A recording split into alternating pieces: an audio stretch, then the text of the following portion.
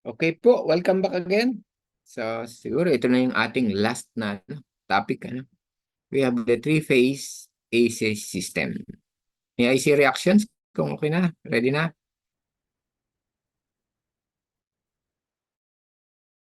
Sige. So, yung pong mga pinag-usapan natin nitong mga nagdaan sa AC, all of them deals with single-phase AC system. When you say single-phase, normally we talk of two lines only, line 1 and line 2. Now, speaking of three-phase AC system, meron po yang three-phase or three lines. Ano po? Line 1, line 2, and line 3. Ano po? Paano yun? Mag-drawing lang ako ng konti. Dito. Let me draw. So, sabi natin sa single phase, line 1, line 2. Ito yung mga linya natin. Sa three-phase, meron tayong line 1, line 2, and line 3. Ayan. Ito, normally sa setting natin sa kabahayan, this is 220 volts hanggang minsan 230 volts. Walang load masyado, madaling araw, maabot pa ng 240 volts yan. Okay. So sa three-phase, ito sila, kung sa low voltage na yan, this is, halimbawa, 230 volts ito. Ito naman, 230 volts. Pero hindi po yan fixed na 230 ha. Yan, line 2, line 3, 230. And line 1, line 3 is also 230 volts. So meron silang tatlong lines na magagamit kayo. Kung ang iyong building, commercial building or industrial building, normally ang pumapasok dyan ay three-phase na. Ito po, tatlong lines. At ang mga load dyan ay madalas naman single phase o meron ding three-phase na motor. So pag single phase ang loading is like yung mga ilaw natin, mga electric fan, kung ano man yan, aircon, mga single phase lang naman yan normally. Binabalanse po yan dito sa tatlong linya para ang loadings niya ay balanse sa lahat ng linya, no? Hindi man ma-equal lahat ng current na dumadaloy dyan, pero magkakalapit. Okay? Ganun ang sistema. So sa ibang, sa ibang type pa ng system, meron pang apat. 4 lines na. Kanyari ito ay neutral. Ano po? Ang Y yung output niya, may neutral Y yan. Meron pa yung ibang mahigpit masyado. Ground wiring isa. Okay? Normally, what we have is the 4 lines. Okay? So, yan. So, delete ko na yung mga nandyan. So, three-phase or polyphase din, mababase sa ibang libro. So, they are dealing with more than two. Kasi poly. So, three-phase. Six-phase po, wala na halos kasi masyado na magulo yan sa mga transmission lines pag 6 phases na. So, three-phase lang madalas na masok.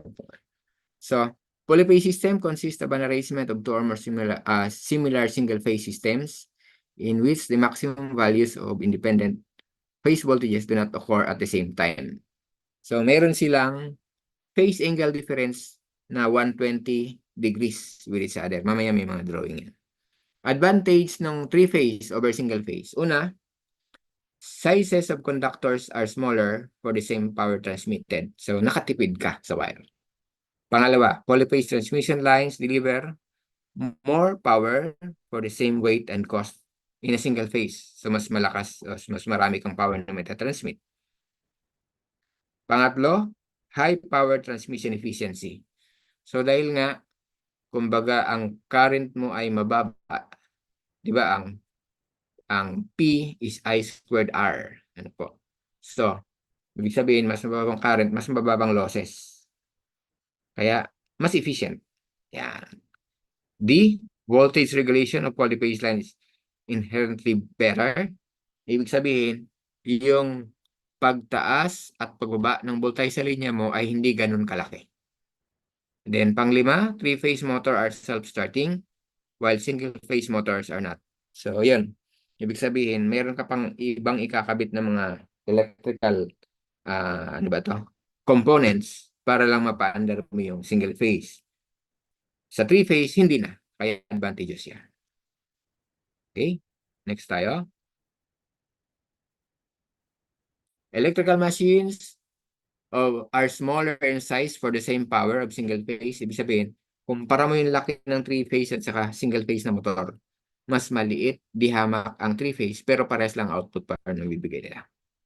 Letter G, using star system or Y connection yan, mamaya madadaan natin, makes available lower phase voltages for domestic use and high line voltages for industrial use without extra cost. Okay po. So yan sila. Okay, move forward tayo. So ito yung arrangement nung tatlong ano ba to? Coils ng three-phase system. So, let me annotate. Mapapansin nyo rito, meron kayong 1A at 1B. So, pag kinonect yan sa motor, sa generator, series po itong kinoconnect yung mga phase 1, ito, A and B, na in such a way na kung ito ay North Pole, ito dapat ay South Pole. Okay? Yung 2 naman, ganun din. Kung ito ay magpupulse ng North, dapat ito ay magpupulse ng South. Ganun din itong 3. North, yari, South yan. Ganun po ang sistema nila. Pero hindi sila sabay-sabay na nag-aatay ng peak value. Kasi kung titignan natin, by the way, paano na po-produce yan?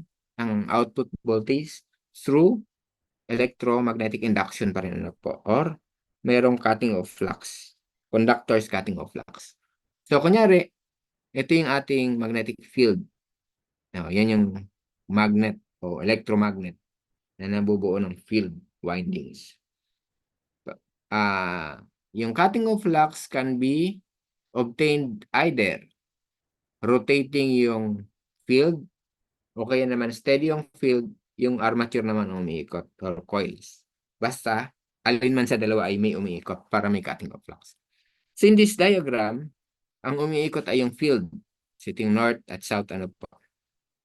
So yan, pag inikot yan, halimbawa dito, makakat yung north ng 3B, yung south makakat ng 3A. May induced voltage dito, meron din dito, they will add each other to produce an output. Next, dito naman sa 1A, ano po? Next, dito naman sa 2A, and then babalik sa 3A. At paulit-ulit lang. Kaya ang resulta niyan, meron tayong tatlong sets of voltages. Halimbawa, yung phase 1 muna ang nauna this time, phase 1. Phase 1, ito siya, eksaktong tapat doon, yun ang mataas na amount na generated or peak value kung tawagin. So yun, umikot siya, no? Nag-peak, ito siya. Susunod na magpipik yung 2, kaya ito naman siya. Susunod na magpipik 3, kaya ito naman siya. At paulit-ulit na yan. So, kung titignan natin, they obtain peak values at 120 electrical degrees displacement. And makikita niyo nun po. Kaya ito yung waveform ng voltages. AC kaya nagbabago. Ito naman yung presentation ng phasor diagram. Kung ang reference mo ay yung phase 1, ito yun siya, V1. It lies at the positive rail axis. Susunod na mag-ate ng peak ay V2, kaya nandito siya. May lag siyang 120 degrees. Nahuli ng 120. Yun namang V3, mas mahuhuli pa, kaya 240 degrees na ang nalag niya mula rito. Okay? Ganun po ang sistema. So, pwede silang, itong tatlong sets of windings, so ito yung para sa 1, para sa 2, para sa 3. They can be connected either delta connection or Y connection. Under term for Y star connection. Ano po? So, yun yung pwede sa kanila. So, ito sila. Ano. Okay, move tayo. Ayan. So, kunyari, they are connected in star or Y connected na source or generator. So, ang sistema, kunyari, ito yung mga start ng winding, yung mga plus. Yung mga end ng winding, may mga minus. Lahat ng end connected together. Kung gusto mo maglabas ng neutral, kukonect mo doon sa point of connection and then ilalabas mo. Okay? Ano po ang sistema? Then, meron tayong tinatawag dito mga phase values at saka line values. Yung may mga theta, in some other books, phi, ang makikita nyo symbol. They refer to phase values or phi or theta. So ito, V sub phi o V sub theta is phase voltage. I sub phi is phase current. Sorry. Pass. Okay. Ito. So, meron tayong relationship ng line values at saka phase values. Yung may mga L yan, yung mga line values. Ano po? So, line value ng current, ito yung papunta sa linya, papunta na. Ito yung phase mula sa generator. So, mapapansin nyo, series lang naman sila, meaning the amount of phase current is equal to the amount of the line current. Kaya ito sila. For the voltages naman, mapapansin niyo, bawa, itong part na to, phase voltage yan. Ito, phase voltage yan. Itong part na to hanggang doon is line voltage. Ang involved dalawa. Pero hindi sila sabay nag-aatay ng peak value kaya hindi times 2 ano po. Ang meron lang multiplier sa kanya ay square root of 3, 1.732 something. Okay? So VL is square root of 3, V theta or V phase. Yun po ang kanilang relationship pagka Y connected.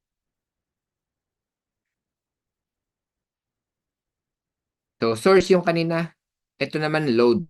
Ibig sabihin ng source siya nagbibigay ng current. Yung load, siya ang tumatanggap. Kaya ito na. Kunyari, ito yung load natin na connected also in Y. And meron kang mga impedances na ganito sa load. Kunyari, ganyan. Mapapansin niyo 3, 3, 3 ohms. 4, 4, 4 ohms. Ibig sabihin, pare-pareha sila. In that case, we have a balanced load. Ano po? So, balanced system yan. Pagka nagkaiba, kahit alin man dyan, unbalanced na po yan. Pero, ano na yan, mga advanced topics na hindi natin di-discuss dito yan. Tayo nga ay ano lang dito dapat interaction lang. So, dito meron din siyang point of connection. We call it a neutral point. May N. Ito yung neutral current IN. Pagka po balance yan, yung sum ng currents na papasok, di po ba? Papasok yung mga yan. Pag balance yan, ang sum ng tatlong current na ay 0. Kaya wala ng current na dadali dito sa IN. Pag hindi balance, yon meron kang current na dadali dito. Okay? Kaya importante yung pagiging balance niya. And again, IL is equal to I theta or I phase. Yung VL is square root of 3V phase pa rin or V theta. Okay po. For delta naman, so ganito naman connection nila pag delta. Yung start nung unang coil ay connected sa end ng pangalawa. So start end yan. Tapos brought out yung mga point of connection. Kaya ito, line 1, o kanyari, ito yung line 1 niya. Line 1, line 2, line 3. Ano po? So, yun yung mga phase values. VL. V theta naman dito, phase voltages. Mapapansin niyo yan, parallel yung phase at saka line, kaya equal yung mga voltages nila. Ito yun. Yung current naman, yun ang hindi. Ano, kasi dito may junction silang dinadaanan bago lumabas. Kaya ang relationship naman yan ay line current is equal to the square root of 3 times the phase current. Okay po. Yan ang kanilang sistema. For the load, siya naman ang tatanggap. Delta pa rin. Ano? So, line current, kamukha nung kanina, magja-junction dito. So, hindi parehas ang values. Voltage parehas kasi parallel yan. Yung line at saka phase. Kaya ito sila. Line current is still square root of 3 times the phase current. Okay? Tapos meron din tinatawag ditong phase sequence. Ito yung sequence kung alin ang nauunang nag-aatay ng peak value. Halimbawa, phase A muna, tapos phase B naman, tapos phase C, tapos balik sa A, B, C. So, ang phase sequence niya ay ABC. Ganun po. So, iba-iba. Merong ACB, ABC. Ito mo ng phase sequence ABC. Ano? Pag pinlat yan, ganito siya. So, voltage AB muna, EAB. And susunod na mag-atin ay BC. Susunod mag-atin ay CA. Then back to AB naman. Kaya kung ginawa mong reference yan, ang angle niya dapat ay 0 kasi nandiyan sa positive real axis. So, AAB, angle of 0 degrees. EBC, nakikita niya, negative tayo dito. Negative 120 ang angle niya. Ito, sa CA, negative 240. Or kung sa kabila mo kukunin, positive 120. Kaya, plus 120 dito. Okay po. Si phase sequence, ABC. Pag ACB, ay nabaliktad silang dalawa. Ang next na mag-ati ng peak value kay AB ay si CA. Kaya andito siya. ECA, angle of negative 120. Yung namang BC, negative 240 or positive 120. Kaya andito siya. Then, kung halimbawa Y connected na may neutral, kaya merong N kayo makita dito. So, kunyari, phase sequence ABC pa rin, may neutral na siya, EAN. So, ito yung pinaka-system mo.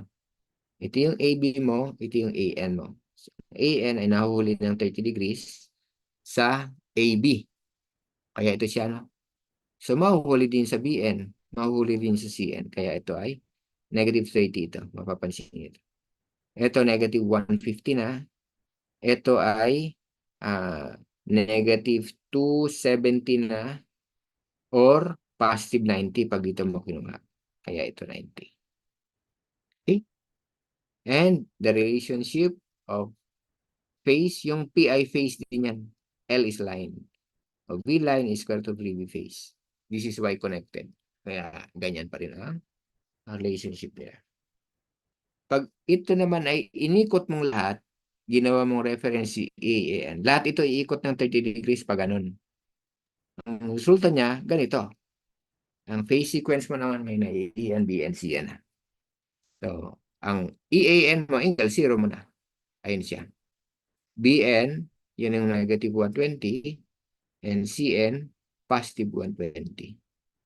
Itong ABBCCA, nag-plus 30 lahat yan. Kaya ito ay naging 30 na, naging negative 90 na, naging 150 na. Okay po. Pero ano lang ito sa inyo, introduction na lang ito. Sa amin kasi ito, major na to sa amin. Okay? So, ini-introduce ko lang ito sa inyo. Then, meron pang double subscript notation. So, pag pinlat natin yung mga phasors na itong mga ito, using AN as the reference, o normal, neutral AN.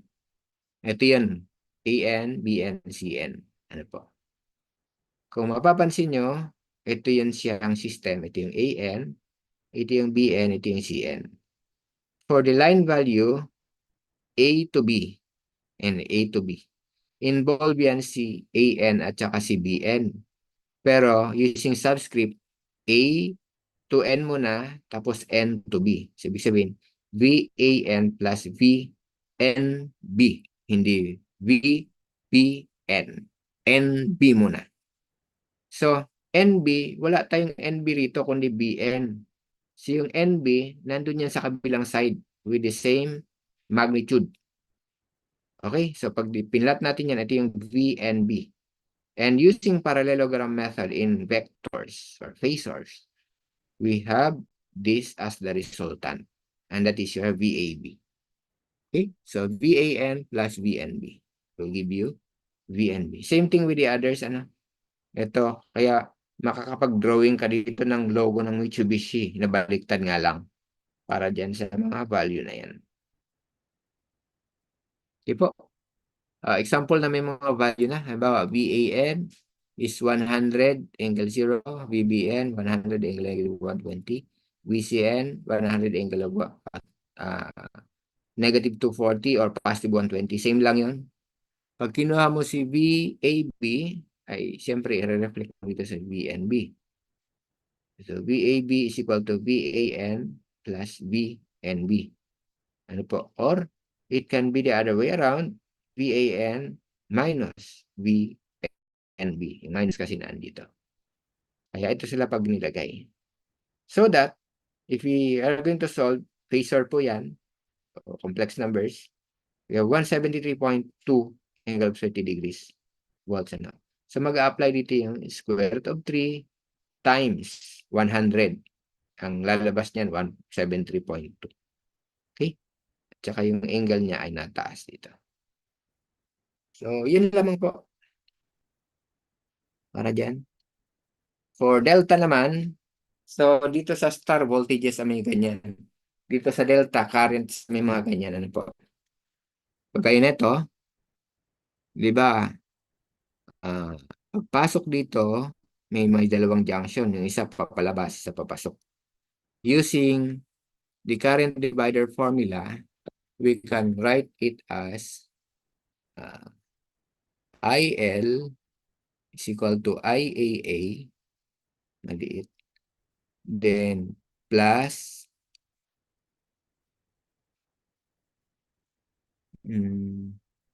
papasok ito, CICA. CICA ay papasok. Minus IAB equal 0. Wala na ito. Tagal na yan. So mula dyan, if we are going to solve for equal 0 to IAA, that will be equal to, pag nilipat sa kabila ay yung mga yan, that becomes positive na yung IAB minus ICA na. Ganyan na magiging sistema mo. Na siyang lalabas dito. It applies also to other two junctions. Dito at saka dito. Kaya nabuo itong tatlong to. In order to solve for the line currents. Yan yung mga yan, line currents. Ito mga phase currents yung mga yan. Okay po. And you will find out pagka may values ka rito, ang magnitude nito ay square root of 3 times the magnitude of this. A-apply pa rin yung IL is square root of 3 times I phase or I theta. Okay?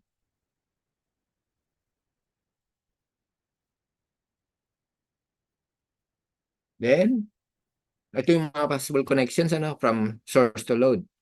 It can be either Y ang source, Y ang load, Y delta, Y ang source, delta ang load, delta Y. So, delta ang source, Y ang load, or Y delta delta. Yan yung mga possible na pwede. Kamukha nito, this is the YY system. Then, ito yung isang example na YY na may neutral. Kung mapapansin nyo rito, kunyari ito. Determine the following. Each load current. So, yung IL na dumadali dyan. Then, line current. Then, phase current. Mapapansin nyo to, common lang itong lahat eh. Ito yung load current. Ito yung line current. Phase current ito sa source. Isa lang mga value yan. Ibig sabihin, makuha mo yan. Pare-parehas na lahat yan. And then, mapapansin nyo rin po, ito ay pare-parehas na value yung impedance. Ibig sabihin, this is balanced loading. Ano po? Pag balance, pare-parehas yung magnitude nila. Yung angle lang ang naiba. And normally, they have the phase angle difference of 120 degrees with each other. Okay? So, ito sila. Impedances, sabi ko nga parehas. Load currents. So, by Ohm's law, I equals V over Z. So, phase voltages po ito. Ginamit, 120 angle 0. Ito, 120 angle of negative 120 and 120 angle of 120. Yan mga yan. Kaya, pag dinivide po ito, the currents are all of the same magnitudes and the angles. Pag tinignan nyo ito, ang diferensya nito kada isa ay 120 degrees yan. Okay? Yung gitna nila, pag pinlat nyo yan, 120. So, yan. Tapos, sinabi ko nga, line currents, pare-parehas lang yan dito. Pati phase currents, ganun din yan, pare-parehas ang mga value nila. Ngayon, yung neutral current, sabi natin kanina sa discussion, dapat ito ay 0 kung balance. So, pag inad po itong values na to, itong tatlong to, pag inad yan, it will give you a value of 0. Okay? So, yun, ang mga dapat nating tandaan. Pag Y delta naman, ito siya. So, ang line current at ang current at the load side are different, siyempre. Kasi, hindi na sila may branch dito eh. Yan, may branch. So, hindi sila parehas. So, yun. Ito isang example, determine the load voltages and load currents in the figure. So, ito sila. Mapapansin nyo to. Determine the load voltage and load currents. So, ito na sila. Impedances lang ito. Ito yung mga voltahe. So, kung 2, ang 2 kilovolt actually ang kanyang magnitudes, 2 kilovolts. They have 120 electrical degrees differences. So, kung yun ang mga phases niya, ang line nito ay dapat square root of 3 times na ito. Anyway, masosolve naman yun dito. No? Ito sila actually. So, we have, ito po, no? Kahit i-multiply niyo yung 2 times square root of 3, we have this value. Anyway, ang ginamit dito ay phasor. Ano po? Voltage at Z, ito yung A, say A. Ang involved dyan ay BN at saka AN.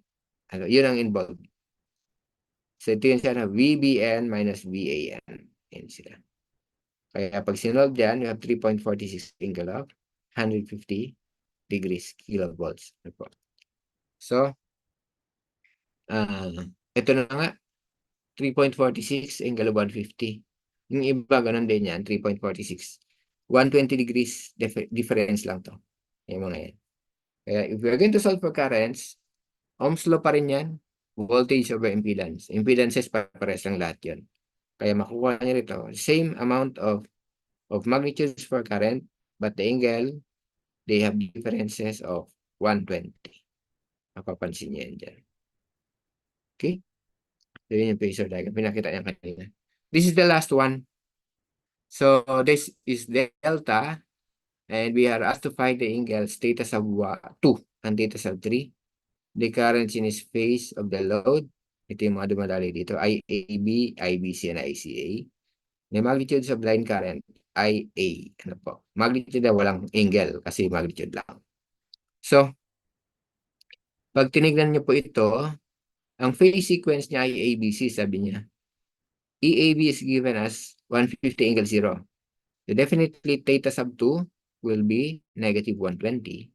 And theta sub 3 will be negative 240 or 120. So masasagot mo na agad yan. Yung value na yan. Ito yan. Yung binanggit ko. Then, ang tanong pa doon, the currents in its phase load. So, makukuha mo yan by Ohm's law. Ano po? Voltage, phase voltage over the impedance per phase. So, dahil ito nga yung ating voltage natin, given na itong una, yung pangalawa, ito yung sinolve natin or ginawa natin ng angle. Pangatlo, ito yung angle. The same impedances po yun, 6 plus J8 or 10 angle 52.13.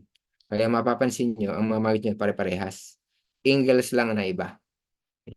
So we have this 0 minus 53.13 is negative 53.13. Tapos meron ulit yan 120 degrees difference sa ito. Okay? So ito yung mga values nila for the line currents. Phase currents, I mean, sorry. Phase currents. For the magnitude of the line current, we have to take the square root of 3 times the magnitude of the phase current. So 1.73 times 15 will give you 25.95 amperes. This is all the same for phase A, phase B, and phase C kasi balance naman yung loadings natin. Okay po. So that ends our discussion. Baka may katanong sila. Baka nahihilo na rin kayo. Medyo mabilisan dito kasi kami po, sabi ko nga sa inyo noon, isang SEM for DC at isang SEM for AC.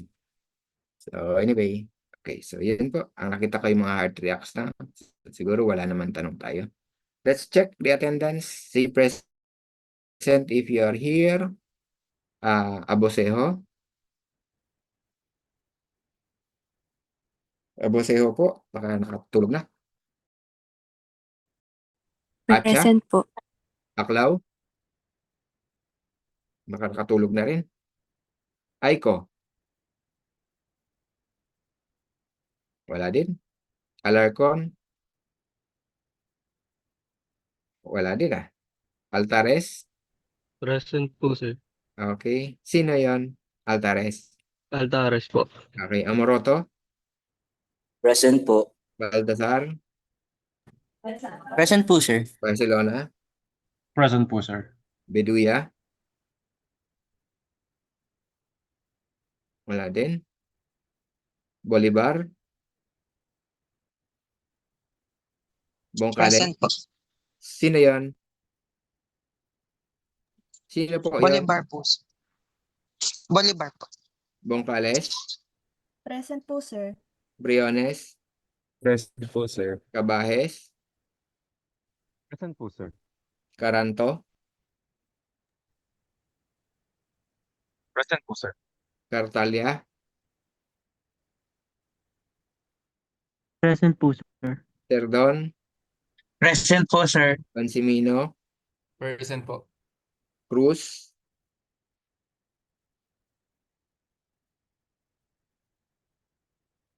hindi ko narinig si Cruz, De La Cruz, Diamante, hindi ko rin narinig, Cruz, De La Cruz, Diamante, Inabore, Sir, present po. surname, Inabore po, sir. okay, Istorco, Present po. Gabriel, Present po. Garcia Lian, hindi ko narinig, Garcia Stephanie, Present po. Guerrero, Present po. Habinier, Present po. La Cuadra, Present po. Lailo, Present po. Lesias, Present po, sir. Legaspi, Present po, sir. Luanzon, Present po, sir. Lunas, Present po, sir. Luzano. Present po. Hindi ko narinig si Luzano. Makichat kayo Mga hindi ko narinig. Maas. Hindi ko rin narinig. Magbuad.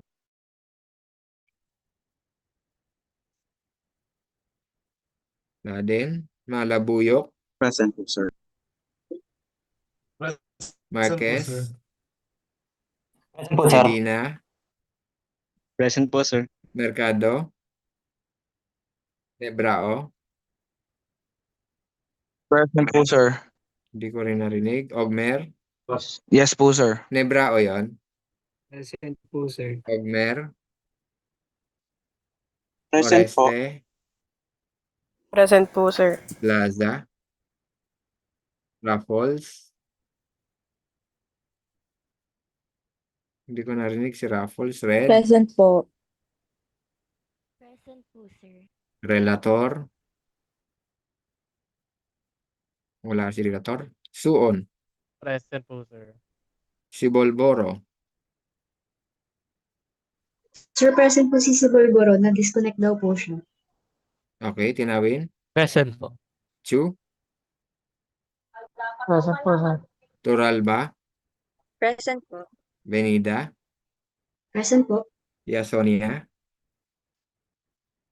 Present po. Meron bang mga nag-chat dyan?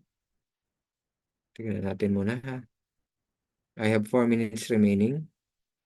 Sino to? Si Cabajes, Mercado, Relator, Maguad.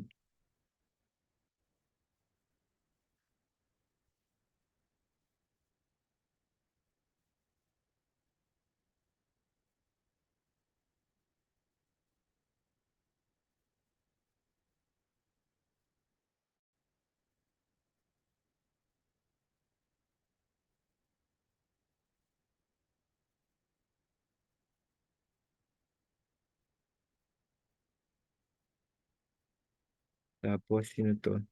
Si Aiko, Lozano, Maas.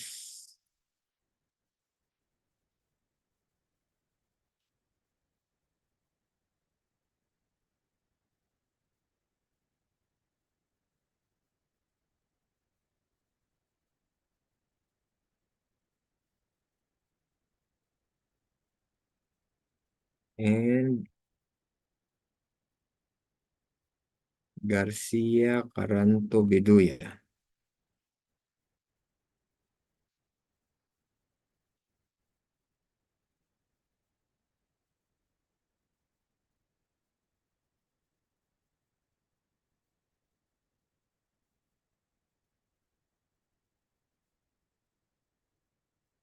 Okay, wala na akong iba nakita nag-chat.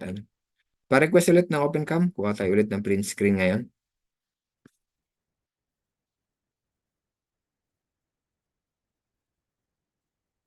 Yan, sana kayo. Hindi ko na makita. Pa-open po ng open cam. Ay, pa-open ng cam.